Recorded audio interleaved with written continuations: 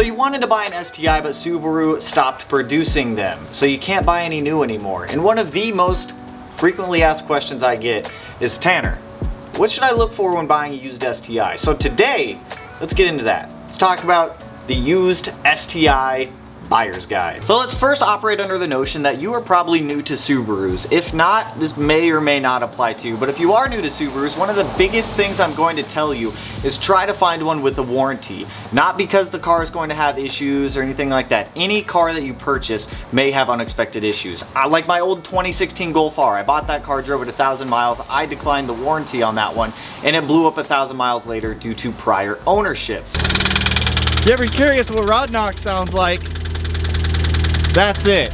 And that's probably gonna be the scariest thing that you go to face when it comes to buying a new car. So if you can get one with a warranty, and if you are new to the platform, I would say by all means snag that warranty if you can, because it can be very intimidating purchasing a new platform or picking up a new car and you don't quite know how to work on it. Subarus have always had this misconception that they're incredibly difficult to work on.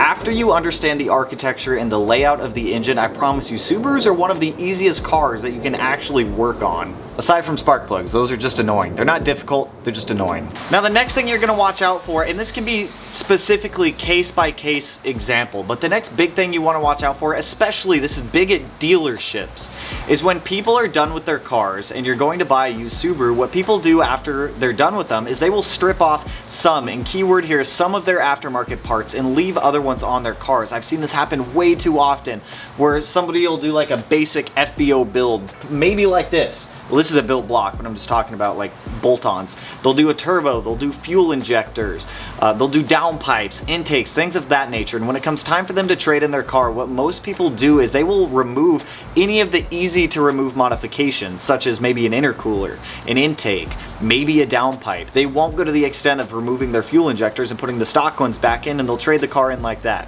Now what's big with Subarus is a tool called an access port. If you don't know what an access port is I can grab one for you actually. This is an access port. It looks kind of like a phone, or if you want to call it like that. It's essentially the tuning device for Subarus. They're honestly the go-to for Subarus, and anybody that tells you don't get an access port, if you have access and Cobb does support your model year, 10 out of 10 use this. Access Tuner is the program used to tune the cars, and it goes through access port. 9 out of 10 tuners will use one of these unless you're running like a full standalone. But then again, we're going way outside of the bounds here. An owner removes this access port from the car and they unmarry it from the car. They're essentially resetting the ECU back to the stock tune. Now if you reset your ECU back to the stock tune and you still have modifications on the car, such as maybe a downpipe, fuel injectors, anything like that that can cause the car to run differently, the stock map on the car isn't going to be able to compensate for that, and that's when issues can really arise. Like this. This is probably an example of something you wouldn't want to buy if you don't know Subarus. Now remember, I did say there were some stipulations to buying one that's already modified. Now before we get into those stipulations, if you're going to look at an STI or WRX for that matter, and you don't know what you're looking at, it doesn't hurt to jump on Google, print off a couple photos of stock engine bays, so that way you know what you're looking at. So that way you can reference this picture of a stock engine bay to whatever it is you're looking at buying.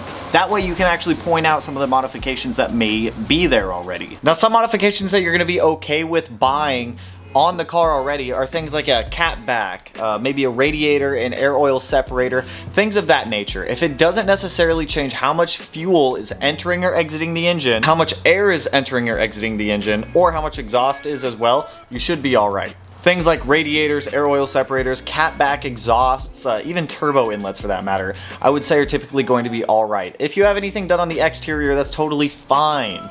But try to avoid the ones that look like they've been torn apart, put back together, traded in, and salvaged. Well, not salvaged, but you know what I mean. Tossed back together before being traded in.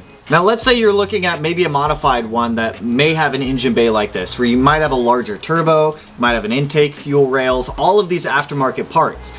If you decide to go that route of buying a fully built car or a car with a ton of bolt-ons on it, make sure you get a mod list from the owner or the dealership or the shop or whoever built the car, so that way you know exactly what is done with it. I don't advise you go out and do this if this is your first Subaru you're doing, because things can be in different locations, things can be a little bit tricky, you never know how the car was built and you don't know how well it was put together. But that's not always a bad thing, because sometimes it can save you money.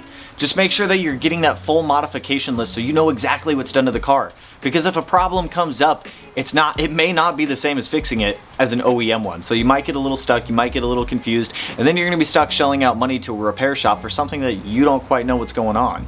Now, aside from the modifications on these used vehicles, which you're gonna be looking at, let's talk about model years, because that is another factor that gets brought up all the time. Is what years should I be looking at?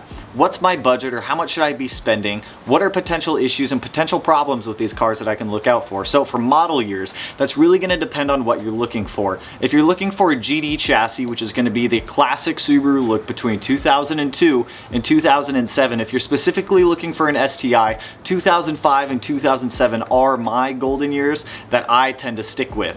2005 versus 2004, you get 5x114 wheel pattern, you get a little bit beefier wheel bearings, and you get a couple other interior revisions that you didn't necessarily get on 04. But if you can't find any 05s and you do want to blah by, 04 is still a fantastic year. Between 06 and 07 STIs, I would say get the 07 if you can find one within a reasonable price. Your 07s are typically going to be your Hawkeyes, which have the more, I guess, pointy front end with the 3 grill piece. I'll put up maybe I'll put up a picture, I don't know. Now, the whole reason you'd want potentially an 07 over an 06, for me, you don't have to.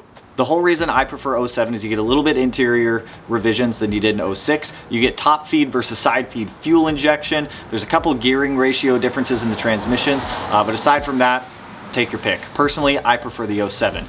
Now, if you're looking for a GR, which is going to be 08 to 14, typically I say stay away from 08 to 10s. They can be good on price if you can find one, but they tend to have a little bit more issues than the 11 to 14s do. The 11 to 14s are going to include your hatchbacks and your sedans. Hatchbacks are going to be a little bit harder to find, and you're probably going to pay a little bit more of a premium on a hatchback than you would over a sedan, because the hatchback is typically more desirable. And then if you are looking at a VA chassis, which is going to be 2015 to 2021, which is this model year here, I would say get a 2019 to 2021 if you can afford it. You get the Type RA short block that already comes in the car, that's been proven to hold power more reliably if you are going to be pushing power. If you are not looking to push power and you just want to maybe do some light modifications to the car, you just want to go enjoy it a little bit, get a 2016 to 2018 model. Those are going to be fantastic. I personally am not a huge fan of the 2015s just because they come with these. There were just some revisions made in 2016 with the Starlink head units and things of that nature that, in my opinion, made the car a little bit better. However, there's still nothing wrong with grabbing a 2015. Now, you might be under the misconception that Subarus tend to have head gasket failures straight out of the box. That is not the case at all, or ringlet failure straight out of the box also. Not the case. Subaru did have head gasket problems on their early model naturally aspirated EJ25s because they were not using an MLS head gasket. MLS head gaskets are standard on all WRXs and STIs.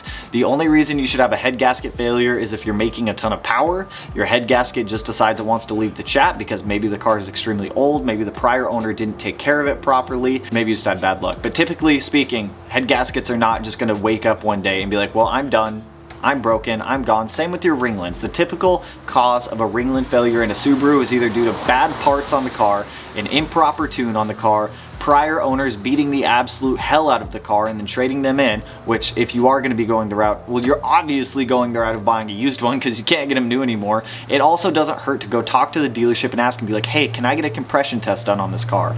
Can I get a leak down test done? Or whatever the factors may be. 9 times out of 10, a dealership will do those services for you, or you can bring it to an independent mechanic that can also do these services to verify you are getting a good and healthy car. Like we talked about, it happens far too often where people decide that they want to sell their car, they want to trade it in, but they also want to make some of their money back on modifications, and they will take more or less half or so of the parts off of it and trade it in like that. They want the easiest route to get some of their money back. I've been guilty of it in the past, and if you bought any of my old Subarus, I'm sorry. Hopefully they didn't blow up on you. I'm pretty sure they went to wholesale though, so. Now let's talk about price on these things a little bit.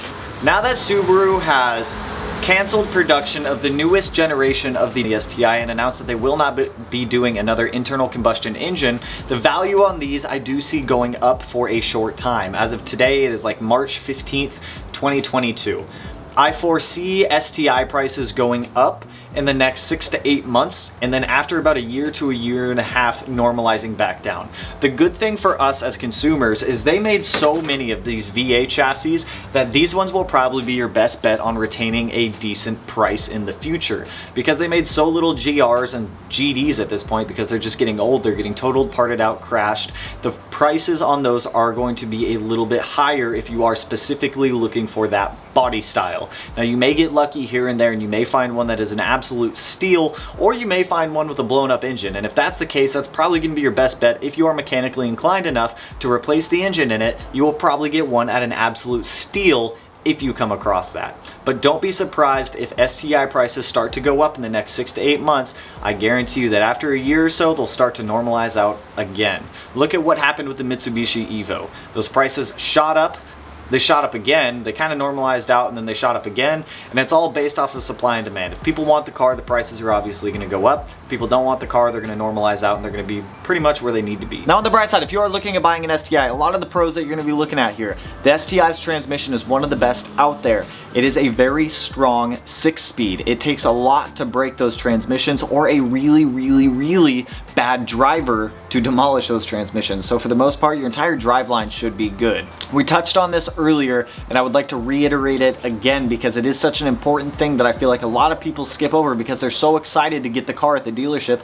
Take the time to do the due diligence. Make sure you're getting a healthy car. When it comes to miles on these cars, typically I try to stay under 120,000 miles based off of the year that I'm looking at. 120,000 miles is what I'd be looking at a GD chassis. 80,000 miles on a GR, and something like this probably under 60,000 miles. Yes, you are going to find ones out there that exceed that mileage, but keep in mind the older the car, the more problems it's going to have. Not typically because of the owners or because of the modification or the car itself. Keep in mind that if you're looking at the older models, they're old. So they're just prone to have issues as time continues to go on. Now, because I've owned every generation of STI, I'm going to throw a little input in here if you are looking at a specific generation or you don't know which one to get quite yet. The GD chassis is the most raw feeling chassis. It is the most driver connected feeling chassis, I feel like, out of all of them. I've had a 2005 STI, I've had 3 2007s, and I've had a 2006 STI, and my old 02 WRX, if you want to count that one, because there was no STI in the United States at that time. The GD chassis will give you the most raw feeling out of the car.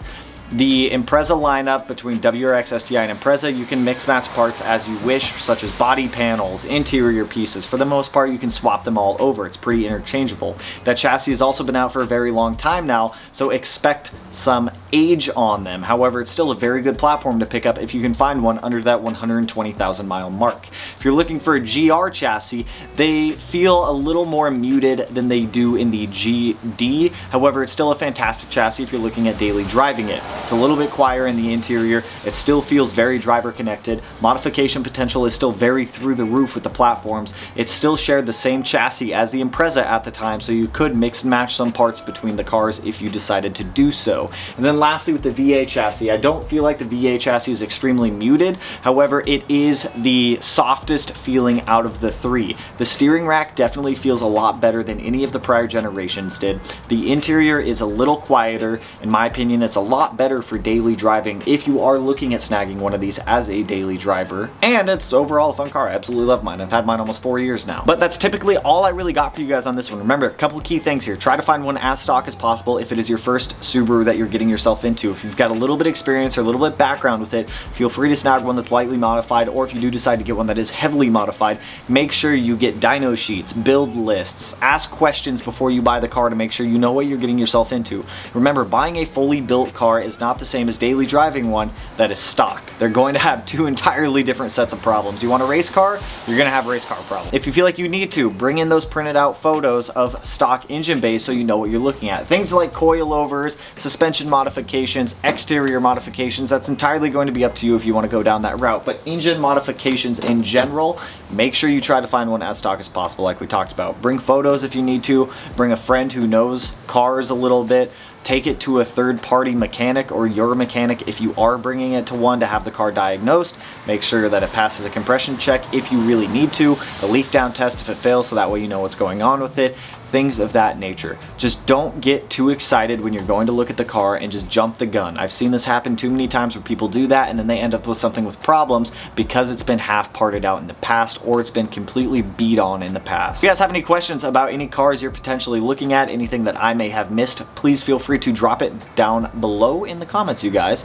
And if you like the video, you know what to do. Go ahead, hit that like button, turn it black, blue, green, yellow, purple, silver, cyan, whatever color it turns for you. Color of the day today though, because it's the color of the day, blue, obviously, duh. And if you're not already subscribed to the channel and you want to be one of these corners, no idea which one I'll put it in quite yet, but with that, I will catch you guys in the next one. And happy hunting on your STI search. So peace out, homies.